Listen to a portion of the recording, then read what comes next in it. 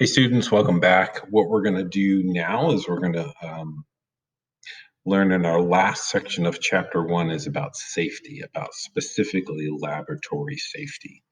What I want you to understand is as we do several labs this year, as we do work together, there's some things that you really need to be aware of. And sometimes you think safety, like, oh, safety, so boring. Now I can't have any fun.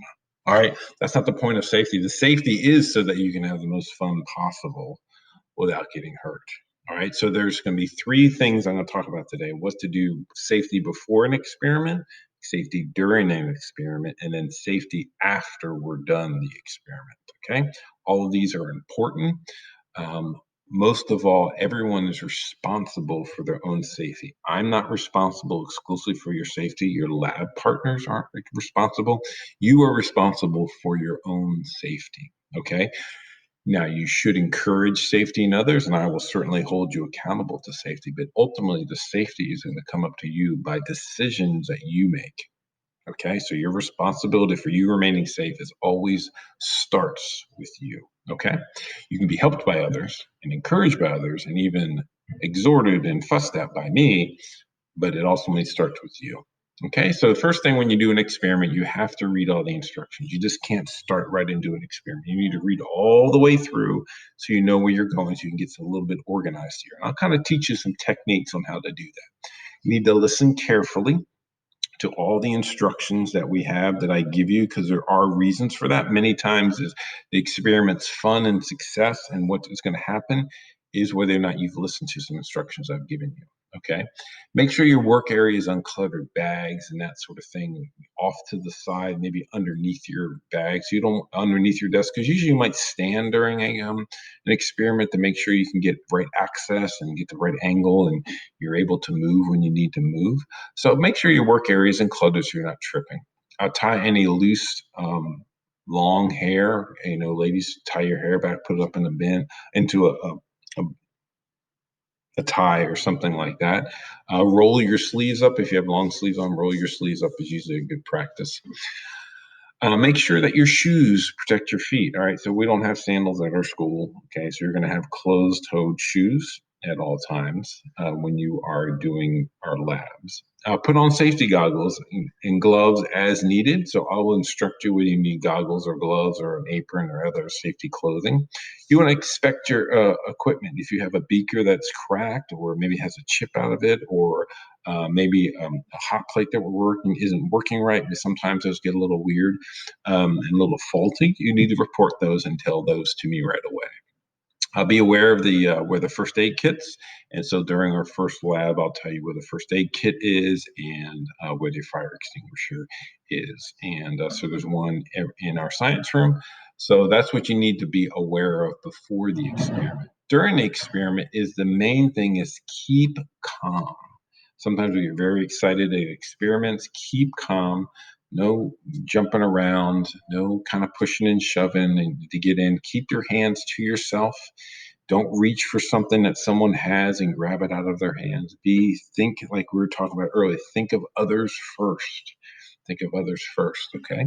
Complete only the experiment assigned you. Don't try to do something different. Okay, you can do if you want to do lab things on your own at your house. I'll certainly support you in that. Get your own kits, take it home, do those labs. But there's a specific teaching reason that goes along with the books and the topics that we're doing that I want you to explore and discover.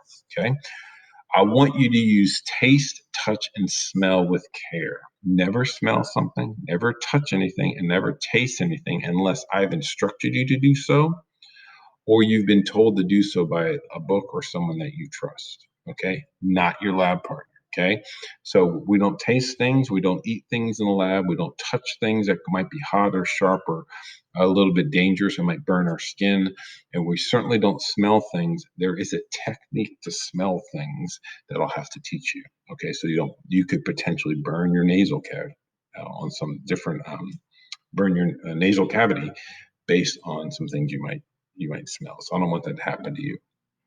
Set up equipment away from the edge of the table. You don't want to have your beakers and all of your lab equipment and your stands and your braces and that sort of thing on the edge of your table. So we're going to use all of our lab tables the most efficiently that we can. Watch your experiment the whole time. Don't walk away from it.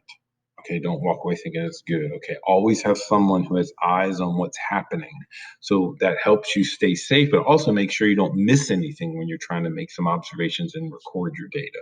Okay, and this is a good practice for all of your life, whether you're pouring tea, soda, an energy drink, coffee. Never pour liquids from one container into another container that you're holding, because that could spill onto your hand. Okay, put the device, the container down and pour in while it's sitting on a table or a firm surface. Okay, always label the containers with chemicals. You're going to forget. You're going to have a bunch of clear liquids or a bunch of blue liquids or a bunch of brown liquids. You're going to forget which is which, and sometimes it really is going to matter for your safety, but also for your the effectiveness and the correction, the accuracy of your experiment. And then lastly, you need to be cautious around a heating plate or an open flame. I can't stress that enough. Burns are significant and burns are real. And so I'll show you some techniques as before we do our first experiment. And then lastly, our last thing I want you to, the last thing I want you to know is wash your hands. Now we're in a time where we're washing our hands constantly, right? But wash your hands after handling chemicals. There could be chemicals, even if you're wearing gloves, you're going to wash your hands after you take your gloves off. What's called doff your gloves off. You've taken your gloves off. Okay.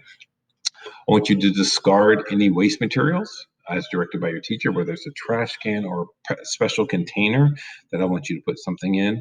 But you are going to discard. I'm not going to do it for you. You're going to discard it, and I'll give you directions on how to do that. Never return chemicals to the stock bottle. So if I give you, you pour some liquid, a chemical out of one bottle and into something you're using for an experiment, don't pour that back in unless I tell you to do that. Okay.